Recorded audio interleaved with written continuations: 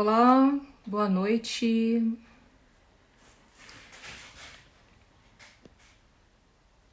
Tá aqui um pouquinho.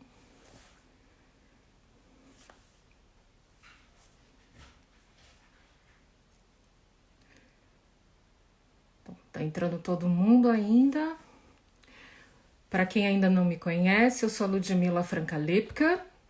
Eu espero que vocês estejam conseguindo me ouvir e me ver bem. Não sei como está a qualidade da conexão, então vocês podem ir me informando caso tenha algum problema.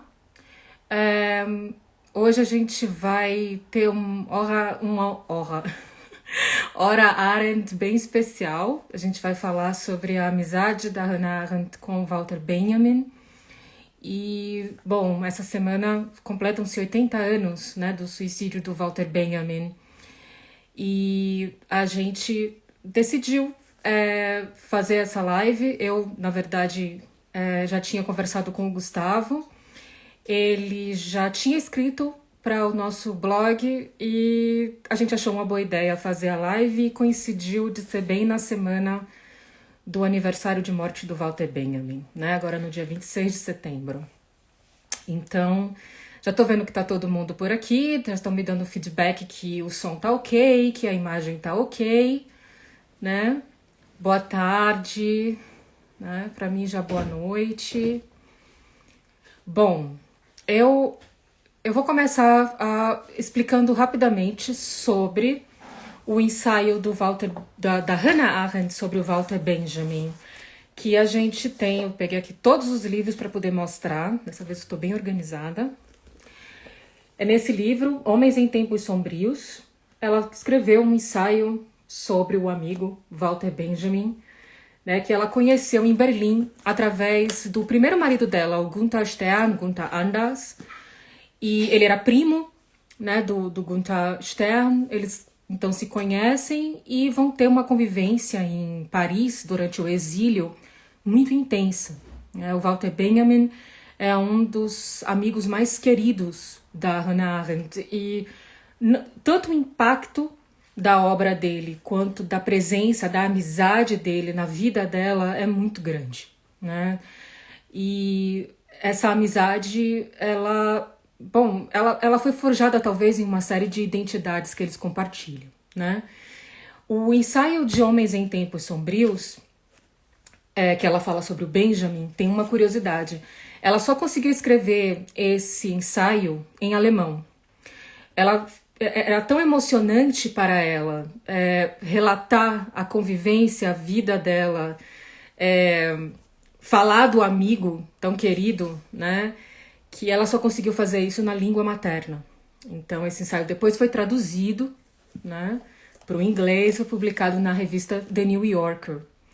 Só que esse é um ensaio que ele não tem uma estrutura semelhante aos artigos que normalmente saem na New Yorker ou aquelas agiografias, né, aqueles ensaios biográficos, né? Ele tem, as pessoas sempre falam que ele tem uma estrutura muito diferenciada, né? E na verdade a gente pode dizer que trata-se de um tributo à amizade, né? Um tributo à amizade de ambos, uma forma de celebrar essa amizade, né? Ela vai escrever esse artigo de uma forma não cronológica, né? Ela começa o artigo falando do conceito de fama póstuma, né, que é o que o Benjamin vai ter, né, que é essa fama depois da morte e o que isso significa, né, como ela interpreta isso. Para ela, o Benjamin ele era um sujeito sui generis, e justamente essa percepção que ela vai ter dele, algumas pessoas chegam a dizer que não sabem se esse ensaio sobre o Benjamin, ela tá falando realmente sobre o Benjamin ou só sobre o Benjamin, ou se ela tá falando um pouco de si própria também, né? Tem ali uma certa simbiose. Se ela tá certa ou não no retrato que ela faz do amigo, a gente não... Assim, eu não me preocupo com isso agora. Talvez o Gustavo fale alguma coisa a respeito. Já já eu vou colocar ele online aqui pra gente. né? Então, ela destaca esse aspecto, né? E chega a citar, né? A fama póstuma parece ser o quinhão dos inclassificáveis, ou seja, daqueles que são sui generis, daqueles que são únicos, que são impossíveis de serem classificados, de serem colocados numa gaveta. E esse vai ser o grande aspecto que vai marcar esse ensaio. Ela, na verdade, ela quer preservar ou talvez mostrar para o mundo, né, esse Benjamin que ela conheceu, que era o amigo dela, né? Em contradição à imagem que estava sendo construída pelo Theodor Adorno. Então ela fala, eu vou ler aqui, como ela descreve o Walter Benjamin, né? Para descrever adequadamente sua obra e seu perfil de autor dentro de nosso quadro habitual de referências, seria preciso apresentar uma série imensa de declarações negativas, tais como: sua erudição era grande, mas não era um erudito. O assunto dos seus temas compreendia textos e interpretação, mas não era um filólogo. Sentia-se muitíssimo atraído não pela religião, mas pela teologia e o tipo teológico de interpretação pelo qual o próprio texto é sagrado, mas não era um teólogo. Nem se interessava particularmente pela Bíblia. Era um escritor nato, mas sua maior ambição era produzir uma obra que consistisse inteiramente em citações. Foi o primeiro alemão a traduzir Proust juntamente com Franz Hessel e Saint John Perse, e antes disso traduzira quadros parisienses de Baudelaire, mas não era tradutor. Resenhava livros e escreveu uma série de ensaios sobre outros autores vivos e mortos, mas não era um crítico literário. Escreveu um livro sobre o barroco alemão e deixou um imenso estudo inacabado sobre o século XIX francês, mas não era historiador, literato ou o que for. Tentarei mostrar que ele pensava poeticamente, mas não era poeta nem filósofo. Então, essa é uma descrição que poderia ser uma descrição para a própria Hannah Arendt, né? Então, fica esse aspecto aí, a gente sem saber se ela está falando realmente só do amigo, né? Com certeza é a visão que ela tem do amigo, mas também refletindo muito de si própria. Deixa eu ver se o Gustavo está aqui. Eu estou no celular e eu não consigo ver direto as coisas. Deixa eu ver aqui. Deixa eu procurar o Gustavo, porque eu já quero colocar ele aqui na nossa live. Gustavo, se você tiver aí, me dá um oi, porque eu não estou vendo você. Deixa eu ver aqui. Não. Vamos lá, vou esperar o Gustavo me dar um oi. Então, enquanto isso, eu vou falando, né? Vou falar comigo mesmo. Ele deu um oi aqui. Peraí, agora, como é que eu faço para colocar o Gustavo? Pede pra mim aí, Gustavo, pelo amor de Deus, porque eu não tô conseguindo. Acho que aqui, achei.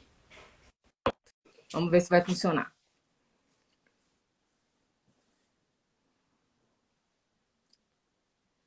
Está. Sim, ela se identificava muito com ele. Muito. Eles, em Paris... Ai, Gustavo! Olá, olá. Tudo bom? Tudo bem? Tudo bom, Ladinho? Tudo certinho. Vamos aqui hoje falar sobre Então tá o bom. querido Walter Benjamin, né? Vamos, vamos, E, vamos. bom, eu já vou passar a palavra para você. Eu só queria fazer algumas pequenas observações antes da gente começar, né? Antes de você começar a sua exposição, a conversa que a gente vai estar aqui hoje, né? Tem uma questão que talvez a gente possa explorar um pouco na discussão, que é a visão que a Hannah Arendt tem em relação ao Walter Benjamin e a forma como ela acredita que ele, Walter Benjamin, foi tratado pelo Theodor Adorno. Né? Uhum, Inclusive, ela faz uhum. questão de dizer Theodor Wiesengrund Adorno, porque ela sabia que o Theodor Adorno detestava o nome do meio. Então, ela Detestava. sempre chamava ele de Wiesengrund, ou quando citava, fazia questão de colocar o nome do meio por pirraça pura e simples. Essa é a Hannah Arendt. Então, quando eu leio o ensaio dela sobre o Walter Benjamin, eu tenho uma sensação de que ela quer mostrar para as pessoas um outro Benjamin. Ela quer meio que Uhum, salvar a imagem dele dessa imagem que foi construída pelo Theodor Adorno, como se o Benjamin fosse um filósofo, fosse alguém dotado de um pensamento sistemático, né, preocupado com a criação de um sistema de conhecimento, de teorias, né, de caráter dialético. Então, ela tenta, de alguma sorte, mudar essa visão, mostrando que o Walter Benjamin, na verdade, era um flaneur, né, o conceito que ela vai Uhum, usar, que é do próprio Benjamin, né, uhum, e que ele era, ou seja, o pensamento dele era sistemático, ele falava por aforismos, ele citava muito, e o aspecto que ela destaca, que para mim é um dos mais bonitos, é que ele era um pensador poético, né? sim. O caráter da metáfora aí para o Benjamin. Para Hannah Arendt, todo pensar ele é metafórico, né? É uma forma do visível conseguir designar o invisível. E aí a gente fica de novo sem saber se ela está falando dela ou do Benjamin, né? Ou se isso é algum Uhum. tipo de influência do Benjamin no trabalho dela. Eu vou passar a palavra para você, né?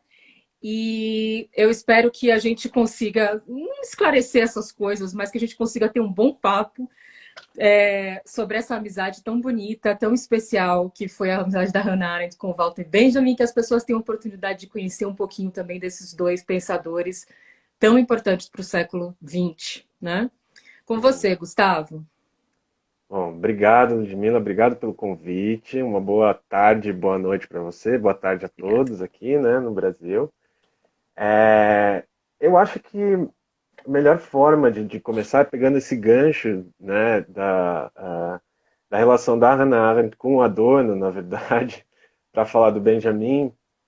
E eu também, assim, não preparei nada esquematizado. Eu, como benjaminiano, Claro, não preparei nada sistemático. muito bom, Então, é meio fluxo de consciência, assim, vai pelo fluxo excelente. de consciência, a moda proustiana.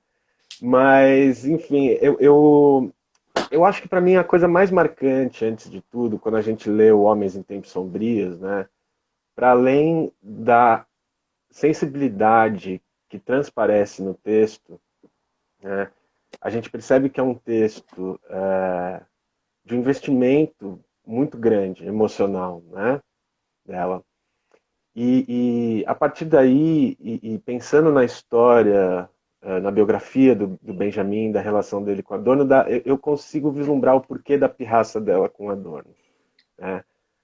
Para retomar um pouco, o Benjamin teve ele teve uma vida tanto quanto miserável, né? Assim, Sim, principalmente quando ele vai para Paris, ele vem de uma família abastada, de uma família de classe média alta, burguesia berlinense, sim. judia assimilada, o que em si já é uma complicação, né, no contexto. E ele é bancado pelo pai a maior parte da vida, né? E quando o pai morre, ele se vê com uma mão na frente e outra atrás, a mulher dele, né, a Dora, o financia por muito tempo, ajuda quando pode, os amigos ajudam quando podem, mas ele vai se tornar dependente, principalmente, do Instituto para Pesquisa Social de Frankfurt, né? Ou seja, do Horkheimer e do E do Adorno, Adorno, isso. né? Que vão financiar a vida dele em Paris, encomendando artigos, negando os artigos, mas mantendo uma coisa de vai e volta, assim, né, para manter ele de algum modo. E eu acho que talvez a pirraça da Hannah Arendt com Adorno venha um pouco daí, né? Porque o Instituto para a Pesquisa Social sempre foi muito crítico da forma de pensamento do Benjamin, né? Então ele é um marxista que para eles não é de fato um dialético, né? Isso. Eles acusam ele de que a dialética dele não tem mediação, porque ele é um pensador positivista, basicamente, né? E isso faz com que os artigos dele quase nunca sejam publicados, né? Em vida ele publicou muito pouco, Acho que foram cinco, né? não? Cinco obras. Foram 5. Ele publicou o Rua de Mão Única, né? Ele publicou um ensaio sobre as afinidades eletivas de Goethe, Que, segundo a Hannah Arendt, acabou com as chances dele, porque ele se indispôs com um monte acabou com de as gente. chances dele porque ele se indispôs com os círculos do Stefan Georg, né? Que era Exato. um dos maiores poetas da época, né? E Exato. principalmente com os seus discípulos, né? Que tinham posições fixas na academia, no mundo acadêmico e tal. Então, eu acho que a birra dela vem um pouco daí. Por quê? Além de ter toda a complicação, né, da forma como eles administravam o exercício do pensamento do Benjamin, né, legitimando e permitindo a publicação ou não na revista, tem um outro detalhe. O Benjamin perdeu as chances acadêmicas dele quando ele escreve a habilitação dele, né, a origem do drama barroco, do drama lutuoso alemão, que é o que ele precisava para ser aceito na carreira docente. Isso. A tese é negada pelo Horkheimer e pelo Adorno. Exato. Né? Então, quem impede o Benjamin de entrar na carreira acadêmica, de certo modo, é o Horkheimer. Né? Eu pessoalmente vejo que o esforço que ambos, ele e o Adorno, fizeram para manter o Benjamin foi talvez uma tentativa de Um compensar por isso. remorso. Né? Eu acho que eles tinham um remorso. Né? Inclusive, o Adorno, depois que que a habilitação foi negada, em 28, em 25, né? O livro ela vai sair em forma de livro em 28, em 32, 33, o Adorno está dando um curso sobre o livro. Quer dizer, é um É. pouco. Uma atitude um pouco duvidosa, assim, é um pouco questionável, eu diria. E então eu acho que a Hannah Arendt, ela assumiu um pouco disso para ela, né? Esse pesar, assim. Eu sinto que ela tem assumido isso para ela, né? E, e é muito interessante porque o momento, embora eles se conheçam desde Berlim, né? Como você falou, porque o Benjamin era primo Do do primeiro Gunther marido. Anders, o primeiro marido da Hannah Arendt, eles vão ficar mais próximos a partir do momento em que os dois estão vivendo em Paris. Isso. Né? E nesse momento, a Hannah Arendt não está trabalhando como filósofa, ela não é uma acadêmica, né? Ela está trabalhando para diversas organizações judaicas para ajudar os judeus a saírem da Alemanha, irem para a França e de lá, enfim, ou para a Palestina, ou Isso. para os Estados Unidos, para a América Latina, muito, né? Uhum. Então é um momento que eu imagino que deva ter sido muito produtivo para ela, embora ela não estivesse na academia, né? Embora ela não estivesse produzindo, eu imagino que tenha sido um momento extremamente prolífico para ela, né? Porque ela está vivendo, eles estão vivendo meia-noite da história, né? Aquela coisa, e ela está ativamente, né, se engajando. Né? O Benjamin também, de uma outra forma. Enfim, então eu acho que isso o círculo deles, né? Eles se encontravam periodicamente no apartamento do Benjamin em Paris para discutir. Inclusive foi lá que ela começou a relação com o segundo É, marido, com o Blücher. né? Ele era amigo do Benjamin também. Com o Cambridge. Eles se encontravam no apartamento do Benjamin para discutir, eram Sim. reuniões filosóficas e tal. Né? Então eu imagino que isso deva ter sido muito importante para ela, como uma forma de se manter ativa filosoficamente. Né? E Parece que isso eles iam. transparece no.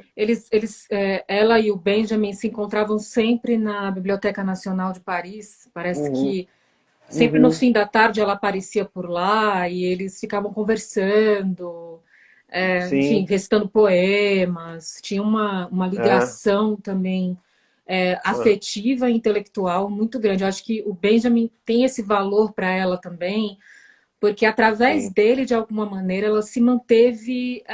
Parece que era o último fio que ela tinha com esse trabalho intelectual, porque ela veio tão sim. decepcionada, né, das situações que aconteceram na Alemanha antes dela sair, até pelo próprio Heidegger, que eu acredito que o Benjamin tivesse sido aquele fio que a manteve ligada Sim. aos aspectos mais intelectuais, teóricos. Ele meio que era um parceiro dela de exílio, mas também de conversas de caráter intelectual. Né? Sim, eu imagino que eles deviam ser de fato muito próximos, né? Assim, devia ser uma relação calorosa, íntima mesmo, né?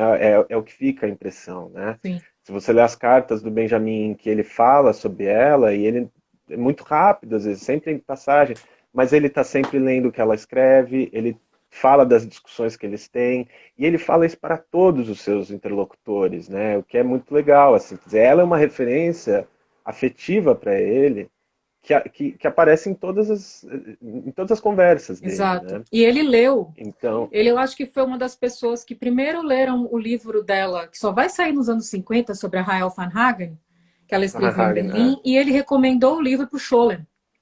que também era amigo dele e exato. tal, ele recomenda esse livro.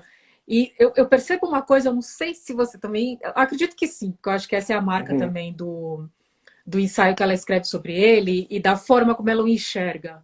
Né? Ela lança um olhar meio trágico, melancólico, né? Quando ela fala que o Benjamin foi aquele dia onde que ele se suicida, era o único dia que isso poderia ter acontecido, porque um dia antes ele teria passado a fronteira, um dia depois todo mundo saberia que através daquele caminho não era mais possível atravessar para a Espanha. Então ela sim.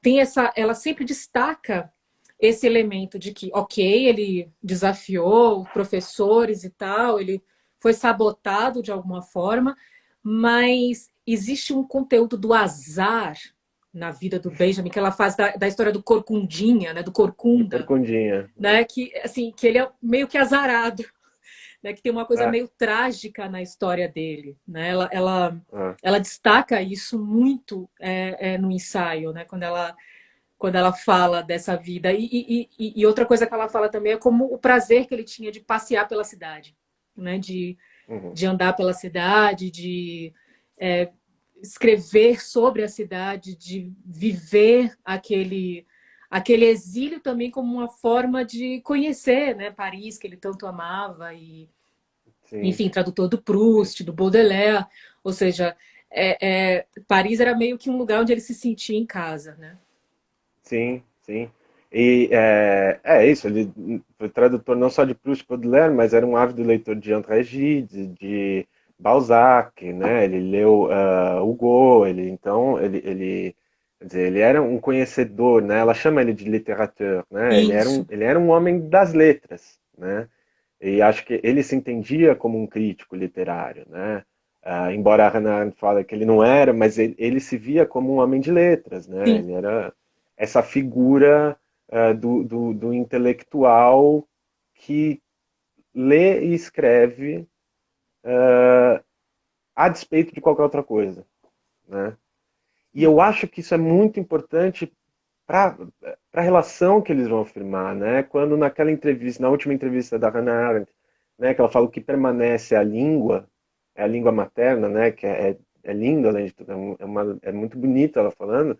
Eu acho que também tem algo aí que está intimamente relacionado à relação entre os dois, né?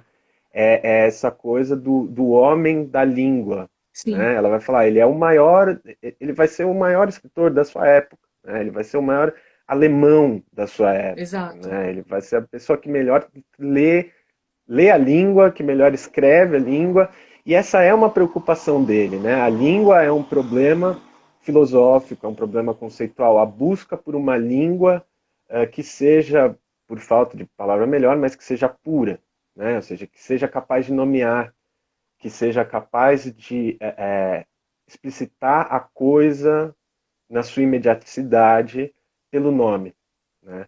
Portanto, existe uma preocupação constante com a língua.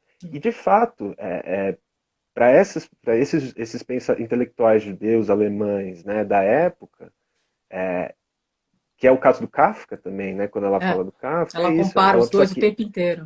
fala alemão, mas não lhe é permitido ser alemão, Sim, né? E, no entanto, tem uma relação de amor profunda com a língua, isso, né? E isso. eu acho que isso é muito importante, né? Deve ter sido muito marcante para ela, essa relação que eles tinham como dois exilados em Paris, né? Sim. Ele, um quase parisiense, pelo tudo que conhecia de Paris, e do quanto amava Paris, etc. Mas para sempre um alemão desterrado, né? E que não podia ser um alemão. Ele talvez mais do que ela, de certo modo, né? Contando com toda a situação profissional, né? Claro. Porque ele sempre foi um exilado, né? Profissionalmente e tal, né? Sim. Então, fala. Não, não, é porque eu queria lembrar novamente que ela não conseguiu escrever esse ensaio em inglês. O aspecto do idioma, da língua, era tão importante, era um elo tão forte entre Uhum, eles dois, que ela só conseguiu uhum, escrever em alemão. O artigo teve que ser traduzido depois, né? ah, Então, ah, de tão intensa que era a ligação dela com a língua e a relação que ela fazia do Benjamin na vida dela vindo através da língua materna, né? Dessa coisa de que Uhum. ela só poderia se comunicar e falar dele na língua deles, né? Sim. Isso é muito... É uma forma de mantê-lo vivo, talvez, né? E eu acho que toda essa questão. Para mim, ela é a pessoa que melhor entendeu ele. Né? Assim, a gente levando em consideração os textos, né? Os Sim, comentários. Para mim, o texto dela é o texto que é o testemunho que mais demonstra uma compreensão íntima, assim, de uma amizade, né? De um amigo. Que é isso, ela é capaz de falar da vida dele, não pela sua biografia unicamente, mas mostrando em como ele estava extremamente consciente e foi extremamente coerente da sua vida no tempo em que ela existiu, né? Ou seja, na sua vida como sujeito histórico. Né? sim, Então, a gente lê e a gente não vê ela tentando justificar ou explicar o pensamento dele a partir do azar, das coisas pelas quais ele passou, mas ao mesmo tempo como isso é indispensável no caso do Benjamin, porque ele tinha um sentimento, ele tinha algo nele um sentimento profundo, íntimo de viver o seu tempo, né? De viver a história presente daquele sim, momento, né? sim. E, e, e o azar aí, eu acho que é interessantíssimo, porque ele é a metáfora, né, daquilo que é uma situação abstrata, né? Quer dizer, é a história. É meio uma E a tragédia história grega, naquele né? momento, e a história naquele momento, para pessoas como eles, tinha duas saídas, né? Sim, Você ter sorte e conseguir fugir, ou você morrer, sim, que foi o né? caso dele, né? Que acho que é um pouco o que está acontecendo hoje de novo, inclusive, mas enfim, é a nossa situação atual. Mas então eu acho que ela tem um grande esforço em fazer jus a isso, né? Em fazer jus ao Benjamin como um sujeito histórico, Sim. né? Então, ao mesmo tempo, ele se transforma, ela transforma ele numa metáfora, né? Numa metáfora histórica. É, Né? o pensador poético, né? Como eu falei no Isso. iniciozinho, né? Que ela rejeita para si própria a condição de ser chamada de filósofa, né? Ela não Uhum. aceita. E de certa forma, acho que um dos grandes ressentimentos dela com o Adorno é que o Adorno ele tenta fazer uma interpretação e uma edição até da própria obra, muda títulos, enfim, acrescenta coisas para aproximar o Benjamin da ideia do materialismo, do marxismo dialético e tal. E ela insiste, né, que ele não tinha esse, essa verve marxista nesse ponto, que ele era um grande conhecedor de Marx, mas que ele não era um marxista dialético. Benjamin, ela Uhum. recusa esse rótulo. Ela fala, ele é um pensador poético. Ele é alguém que pensa e que faz uso das metáforas de uma forma poética. Ele não é poeta, ele não é filósofo, mas ele é essa condição sui generis do pensador poético. O que você acha disso, Gustavo? Eu acho que é perfeito, porque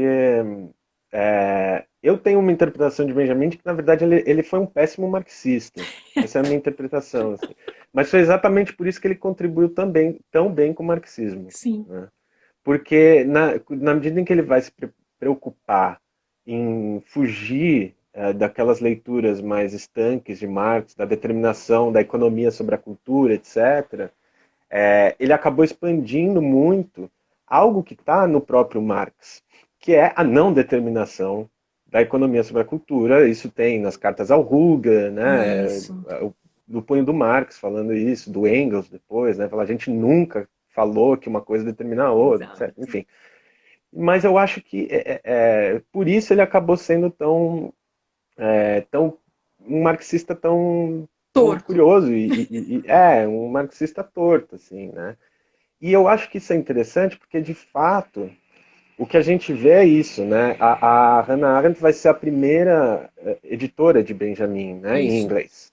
É Então esse vai livro sair em aqui. 68 Illuminations, Exato. com um prefácio dela, né? Exatamente. E ela vai brigar com o Adorno, né? Para Sim, falar, olha, que versão é essa das teses que você está publicando? Como é que tem uma folha aí que saiu na edição alemã que eu não tenho? isso. Porque, além de tudo, ela foi uma das poucas pessoas para quem ele confiou os documentos, caso ele morresse, Exato. né? Foi para ela, foi para a mulher do Adorno, a A Gretel, Greta, e isso. para o Georges Bataille, né? Que nem Que era era, que, Georges Bataille, né?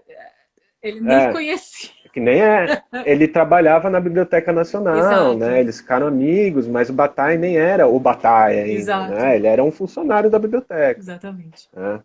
Embora já participasse dos círculos realistas, né? Enfim. É, então ele não vai confiar nada para Adorno, né? No fundo ele não confia, porque ele era muito amigo da mulher do Adorno, Isso, na a verdade, Greta. né? Eu acho que eu tenho as cartas Eles deles eram aqui. muito próximos.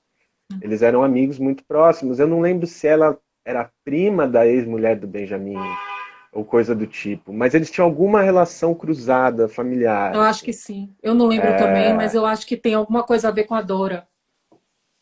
Eu acho que tem alguma coisa. Que também era uma mulher, uma mulher extremamente educada, uma intelectual, né? Sim. E que apoiou o Benjamin até o fim da vida. O que é muito curioso, porque é curioso do Benjamin, né? Ele mantinha os amigos dele separados, né? Ele não misturava bolha, ele não misturava panelinha, né? Sim. Então ele tinha amizade com o Brecht, ficava com o Brecht, com Adorno era com Adorno, com o Scholem era com o Scholem e Isso. com a Hannah Arendt era com a Hannah Arendt.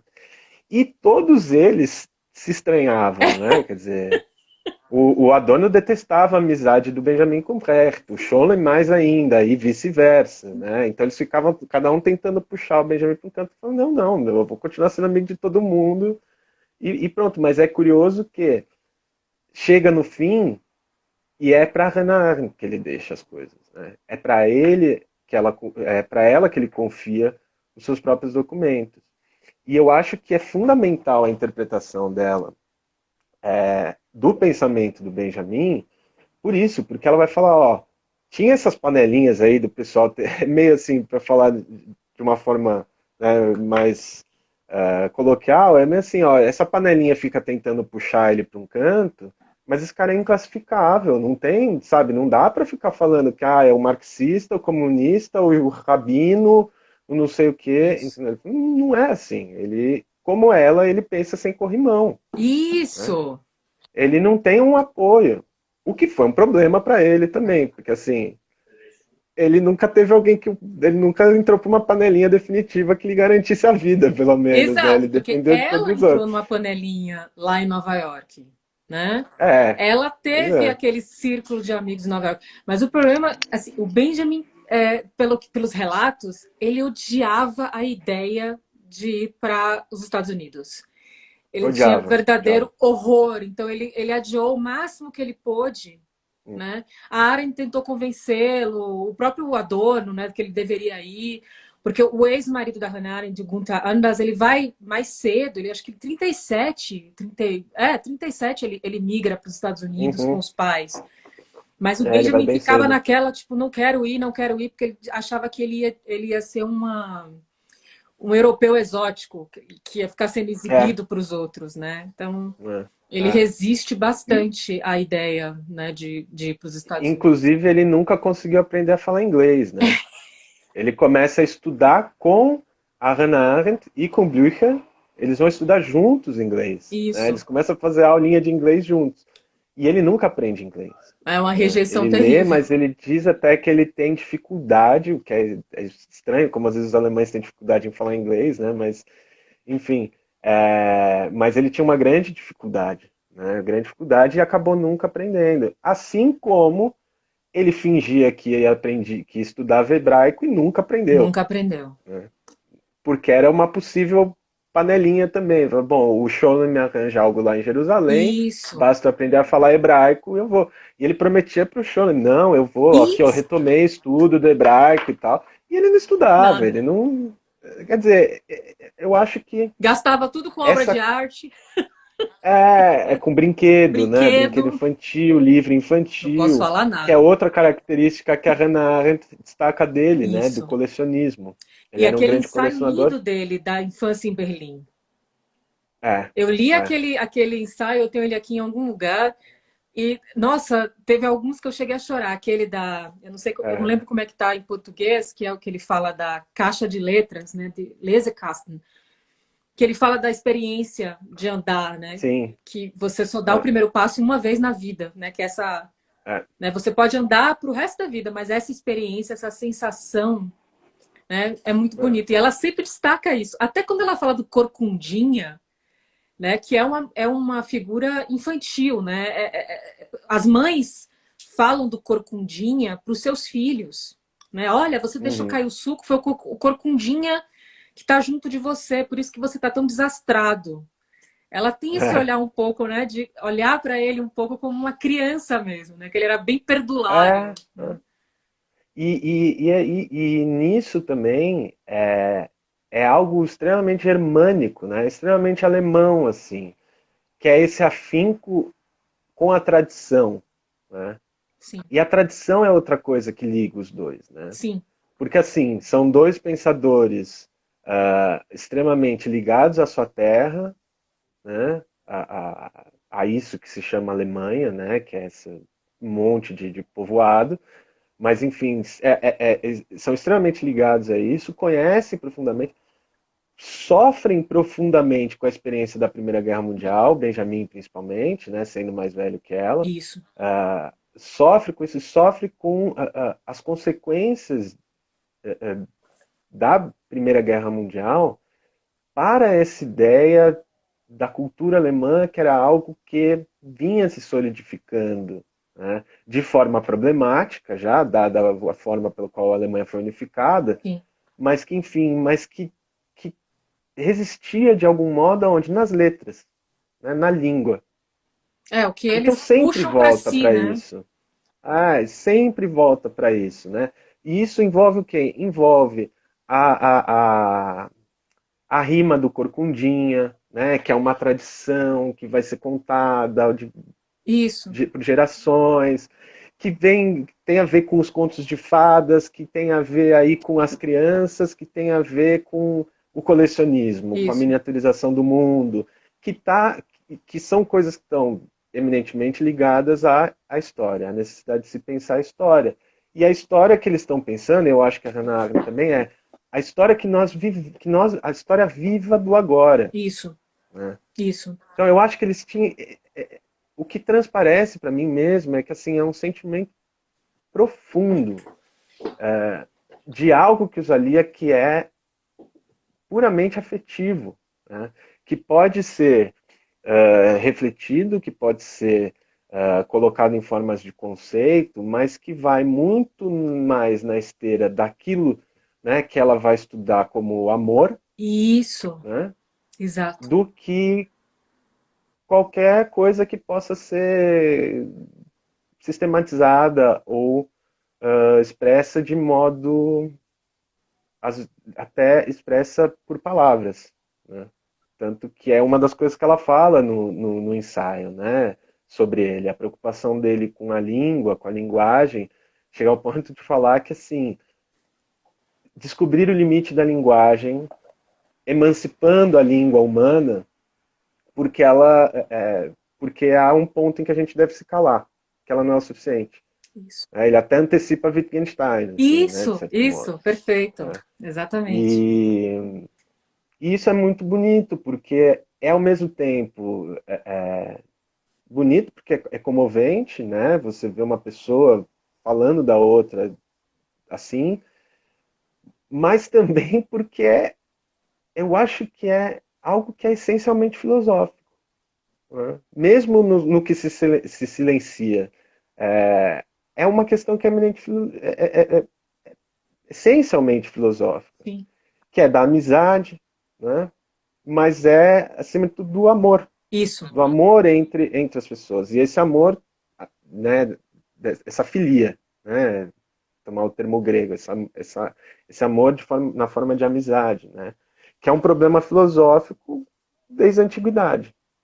e E que. exato. E a Arendt ela vai trazer todas essas noções, né? O amor mundi, né? Que é a versão da responsabilidade pelo mundo, né? A ideia da amizade, né? O valor que ela vai dar à amizade, também como um instrumento político, né? Então tem todo um, digamos, tem toda uma influência mesmo na forma como ela vai pensar o mundo e como ela vai desenvolver algumas de suas ideias de caráter político a partir dessa experiência também, né? Uhum, De uhum, viver essas amizades, principalmente com o Benjamin e com o Carl Jaspers, né? Ela vai ter sim. bastante isso, essa relação, né? O Carl Jaspers, se pegar as cartas, ela você pegar o Eichmann em Jerusalém, ela está conversando tudo ali com ele, né? Tipo, Uhum, então, e uhum, tem muita coisa do Benjamin.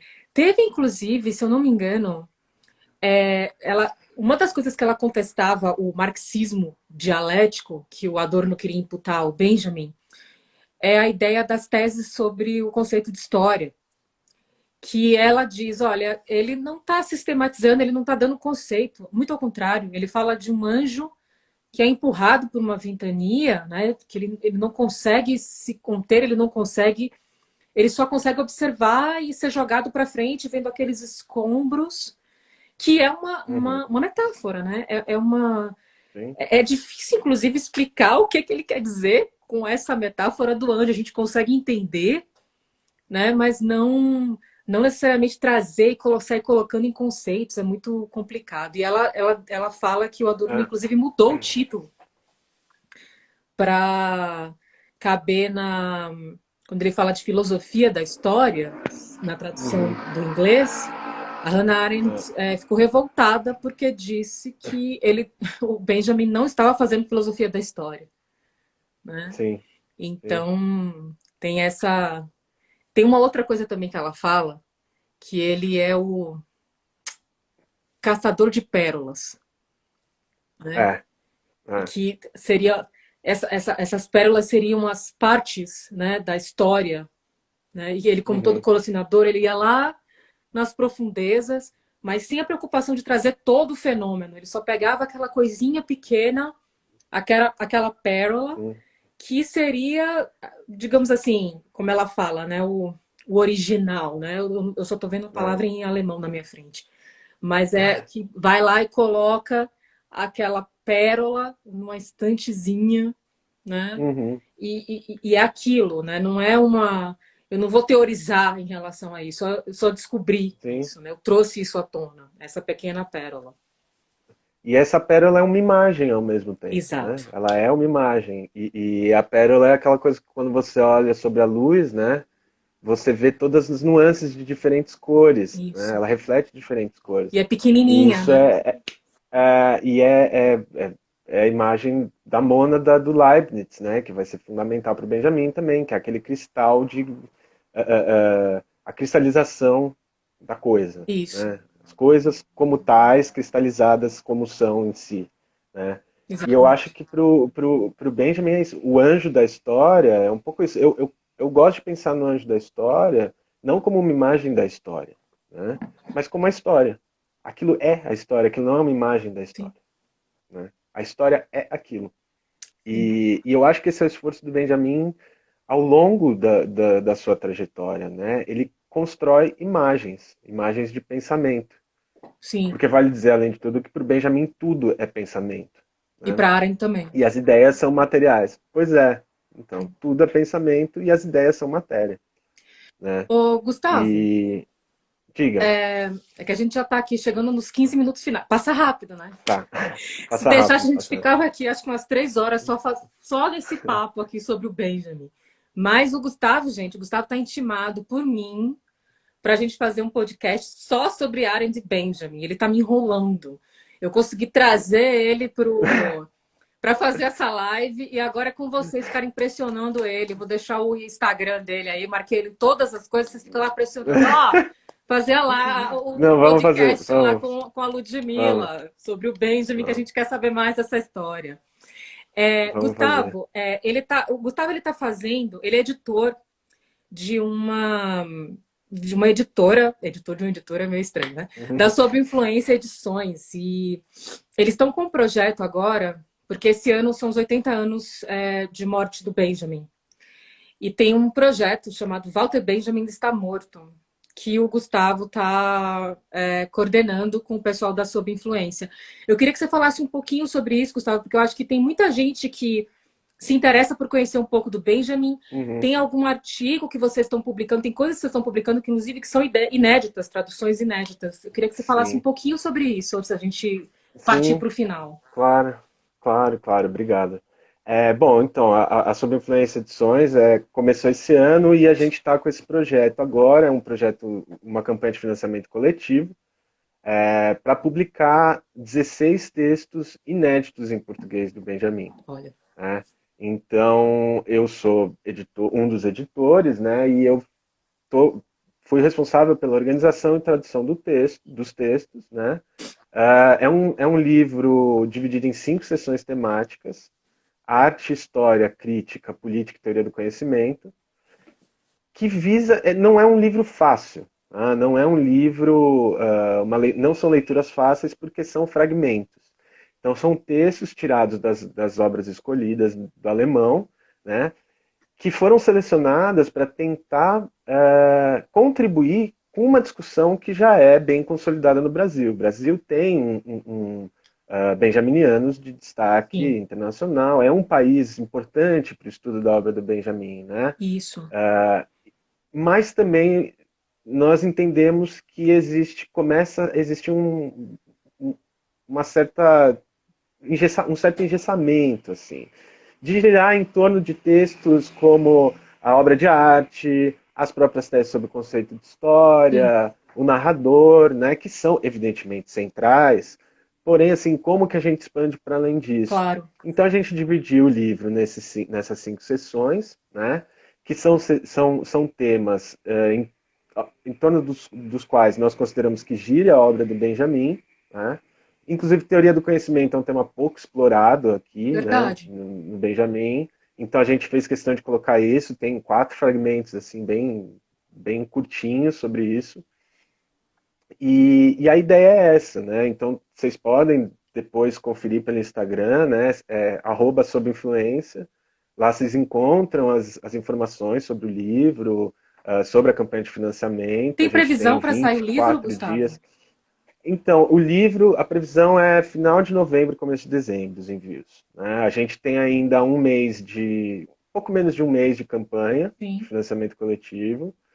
Nós somos uma microeditora, né? No momento tá um desafio trabalhar com isso no Brasil. eu E imagino. então a gente tem uns 25 dias de campanha. Terminada a campanha, o trabalho já está sendo feito, mas tem preparo, diagramação e tal. Então é para o fim do ano, né? Para final de novembro, começo de dezembro.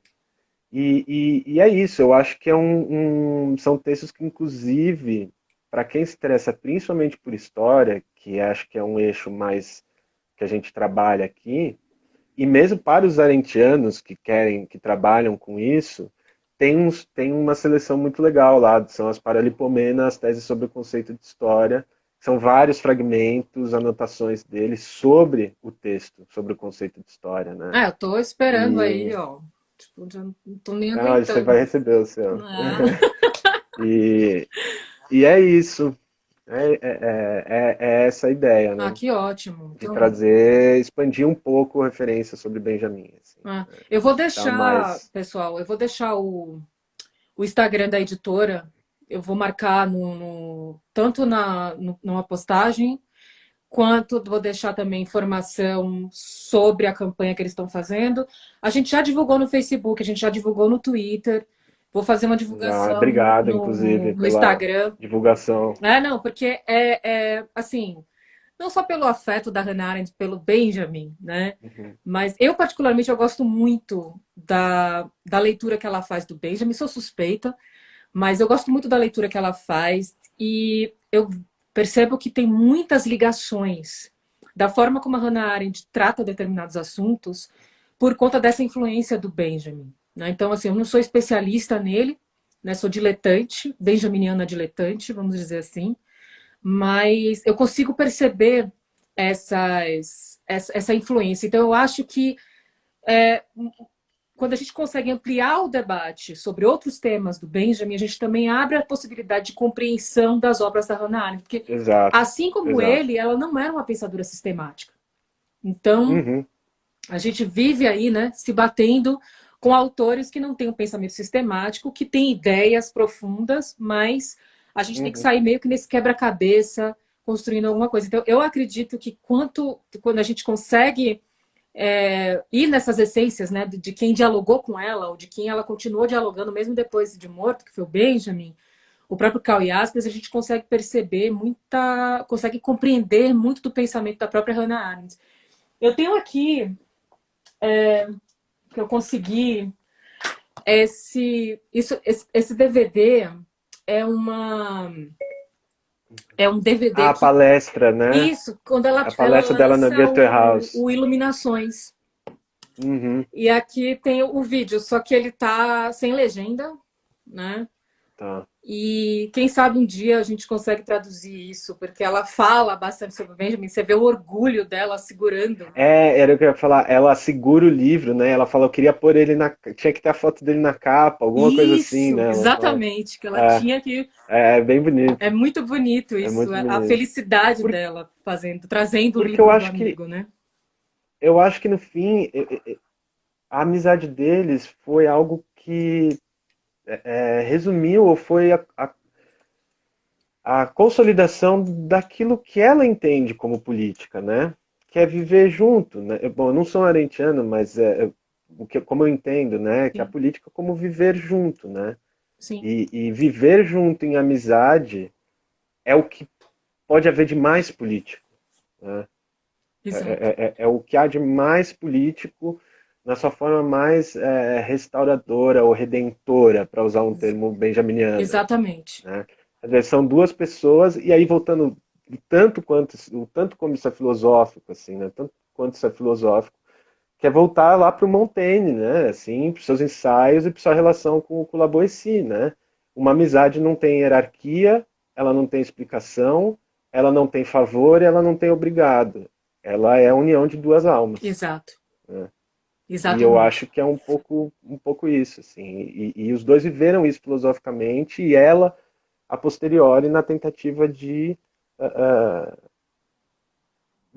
expressar essa ligação, né? E isso foi o exercício mais filosófico, né, que podia ter, assim, eu acho.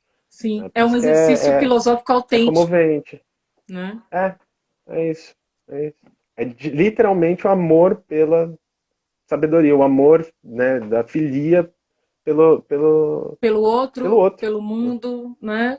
Né? Que Uhum, constrói, né? A Hannah Arendt, a visão dela de filosofia, de política, se aparta da ideia tradicional da contemplação pela morte, né? E volta o olhar para o nascimento, né? A uhum, promessa, né? Um fator muito importante na obra da Hannah Arendt, essa ideia de que cada ser humano é único, né? E que cada criança que nasce tem o potencial para transformar a vida, transformar o mundo, né? Ela era judia, mas como ela estudou Santo Agostinho, eu acho que ela tem muito essa visão do Jesus de Nazaré, né? Que também foi uma criança, é, né? é, E isso é outra coisa sim, que une muito eles, né? Essa visão que eles têm da uhum, religião é muito bonita, porque os dois são seculares, né? Nenhum dos dois seguia religião, eram judeus, mas completamente seculares, assimilados.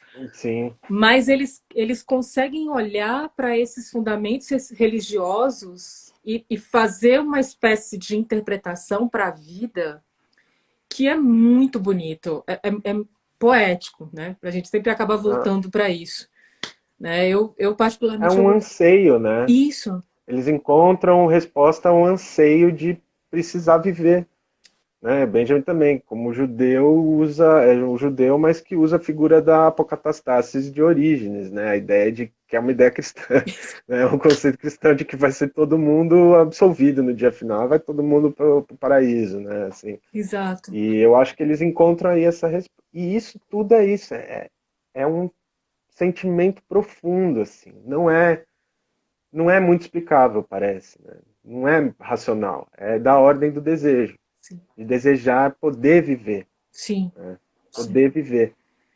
E acho que isso aí já também tem uma resposta da Hannah Arendt ao Heidegger também, eu acho. Aí. É, ela tem essa ideia, né, do Heidegger. O Heidegger que começa com essa coisa do pensar apaixonado. É, Mas eu acho que ela encontra no Benjamin a realização efetiva disso, não no Heidegger. é, Né? exato. Ela vai encontrar nele, quando ela fala que ele pensa poeticamente, né, que ele é um pensador poético, né? Ela, na verdade, ela está dizendo, ó, esse aqui conseguiu fazer realmente o pensar apaixonado, né?